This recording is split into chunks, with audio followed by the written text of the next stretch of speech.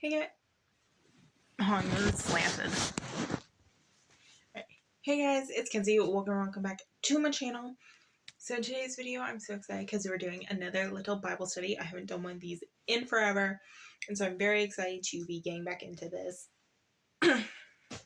So for today's little story, I'm going to be in Luke 15, verses 11 through 32, I believe. And it's going to be the parable of the lost son or the parable of the two sons, depending on like what version you're reading. This is the, let me double check, New Living Translation. I tried reading in the King James Version and I literally got so confused and I'm like, why am I having trouble reading this? Yeah, so sit back, relax, grab yourself a snack, grab yourself some hot cocoa or some tea or some coffee. Grab a Bible, a notebook, whatever, and enjoy. To illustrate the point further, Jesus told them this story. A man had two sons. The younger son told his father, "I want my share of your estate now before you die." So his father agreed to divide his wealth between his sons. A few days later, this younger son packed all his belongings and moved to a distant land, and there he wasted all of his money in wild living. About the time his money ran out, a great famine swept over the land, and he began to starve. He persuaded a local farmer to hire him, and the man sent him into his fields to feed the pigs. The young man became so hungry that even the pods he was feeding the pigs looked good to him, but no one gave him anything. When he finally came to his senses, he said to himself, "At home, even the hired servants have food enough to spare, and here I am dying of hunger. I will go home to my father and say, 'Father, I have sinned against both heaven and you, and I am no longer worthy of being called your son. Please take me on as a hired servant.' So he returned home to his father, and while he was still a long way off, his father saw him coming. Filled with love and compassion, he ran to his son, embraced him, and kissed him. His son said to him, 'Father, I have sinned against both you and heaven, and I am no longer worthy of being called your son.' His father said to the servants, 'Quick, bring the finest robe in the house and put it on him. Get a ring for his finger and sandals for his feet, and kill the calf we have been fattening. We must celebrate with a feast, for this son of mine was dead and has now returned to life. He was lost, but he is now found.' So the party began. Meanwhile, the older son was in the fields working. When he returned home, he heard music and dancing in the house. And he asked one of the servants what was going on. 'Your brother is back,' he was told, 'and your father has killed the fattened cow. We are celebrating because of his safe return.' The older brother was angry and wouldn't go in. His father came out and begged him, but he replied, 'All these years I've slaved for you and never once refused to do a single thing you told me. And all that time, you never gave me even one young goat for a feast with my friends.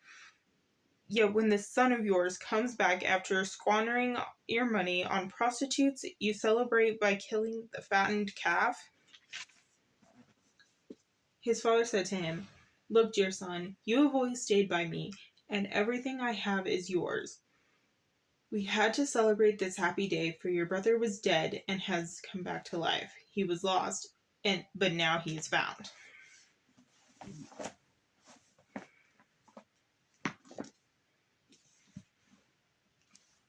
I couldn't find the ribbon, sorry. It got lost. So you might be wondering, Kenzie, why'd you bring this up? What was the point of reading that entire story? The parable of the two sons, or the parable of the lost son, was talking about how God is with us. As humans, as sinful humans, we go and, we chase after money, lust, fame, fortune, which goes with money.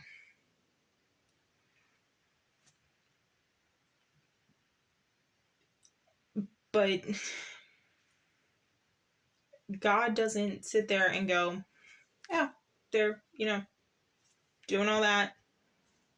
I'm just going to push them aside. I'm not going to care about them. Whatever. Oh, you want back now? No, I don't care. No, see, this person over here who has stayed with me this entire time, yeah, no, I'm going to treat them well. Not you, though. You decided to turn your back on me. God doesn't do that. No, instead, God just sits there and is just like, okay, I'm going to wait for you to come home. Okay. And then when we want to return home, when we want to, come back to God, He is sitting there with open arms, ready to give us a feast, a kingdom in heaven. So we are the lost son that is in this parable, and God is just waiting for us to come back home. While we may be sitting there thinking, oh, God can never love me after this thing I did, or oh, God doesn't care about me, like I'm literally doing all of these things, like how could God care about me? That's not true. God is sitting there waiting to welcome you or me or anyone back with open arms. The Father in this story is like the Father in heaven.